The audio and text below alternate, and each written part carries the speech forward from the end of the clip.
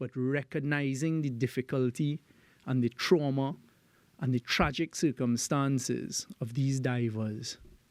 And we're going to make ex gratia payments of $1 million to each of the families of the deceased divers and to Mr. Boodram. This was the announcement by Prime Minister Stuart at a post-cabinet media conference on Thursday, dispelling claims that it was an election ploy. I can't change that perception of people, and I can understand the cynicism by persons who hold that point of view. I know that the facts relate that I was extremely frustrated personally because I'd been asking for this to be done even before we came into 2025. So as I said, I just had enough. So I went to Cabinet and said, I'm no longer prepared to have these companies and their insurers frustrate the process. Let us take a decision. The tragic incident involving the deceased divers occurred in February 2022 when 5 LMCS divers contracted to working for the Paria fuel trading company were conducting maintenance on an oil pipeline near Pointe-a-Pierre when they were sucked into the pipeline.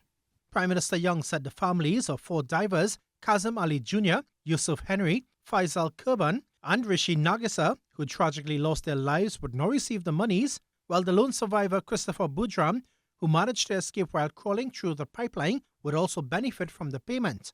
However, Mr. Young said it is being made without any admission of liability.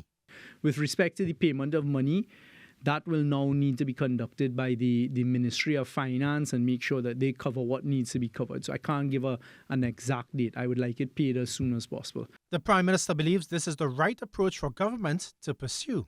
Do I expect this to become political? The answer is yes, of course I do.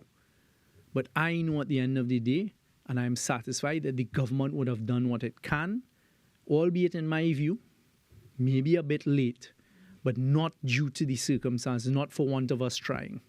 Prime Minister Young stated that this is a decision by government, not by Paria or LMCS, noting that government is not engaged with any lawyers to pay the monies to the families. Sonolala, TTT News.